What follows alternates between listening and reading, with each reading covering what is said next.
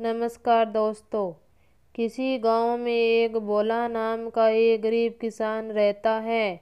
वह हमेशा अपनी गरीबी से परेशान रहता है। उसके परिवार में वह खुद और उसकी माँ ही थे। भोला अपनी माँ को बहुत प्यार करता है। वह हमेशा अपनी माँ से अपनी गरीबी का जिक्र करता है और चिंता में डूबा रहता है। उसकी माँ उसे हमेशा दो ही शिक्षाएं देती है। पहली, हमेशा ईमानदार रहो, कभी किसी का बुरा मत करो, और दूसरी, ईश्वर सभी को सही समय आने पर सब कुछ देते हैं। उसकी गरीबी भी भगवान सही समय आने पर दूर करते हैं। भोला बहुत ही सीधा साधा था और हमेशा उसके दोस्त उसके भोलेपन का मजाक उड़ाते रहते थे।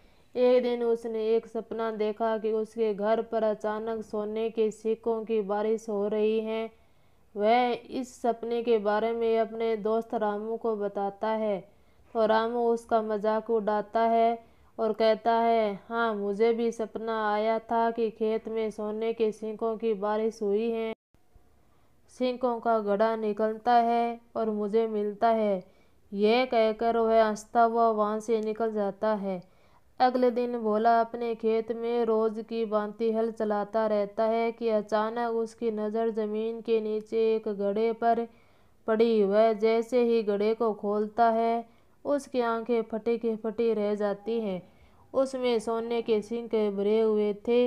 वह बेचारा सोचता है यह तो उसके मित्र रामू का सपना था और उसे यह सिक्के रामू को दे देने चाहिए।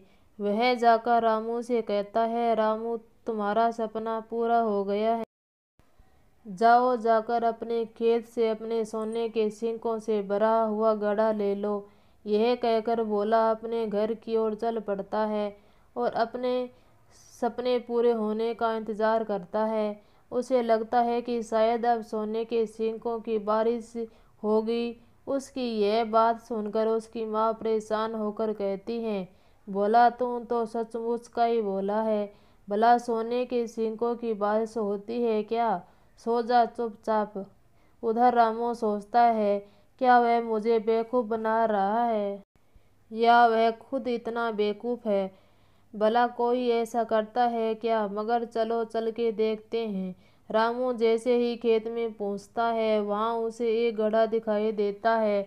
मगर यह क्या, उसमें तो ऊपर से उसे 4-5 सांप दिखाई देते हैं, जिन्हें देखकर वह घबरा जाता है। उसे लगता है कि इस घड़े में कोई सिक्के नहीं है। भोला ने नुकसान पहुंचाने के लिए खुद घड़ा यहाँ से रखा होगा।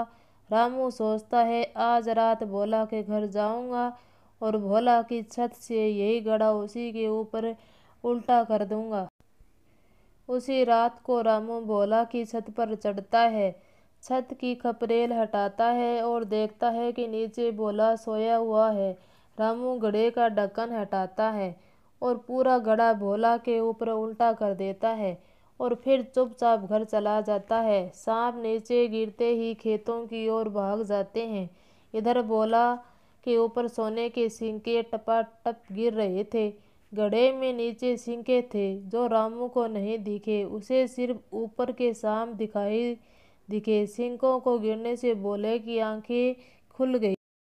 सिक्के को देखकर भोला हैरान रह जाता है। भोले के सारे सपने पूरे हो जाते हैं। सोने की बारिश हुई, उसे उसके सब्र का फल मिल ही जाता है और ईमानदारी का भी। भोला की माँ बहुत खुश होती है क्योंकि अब उनकी गरीबी दूर हो जाती है।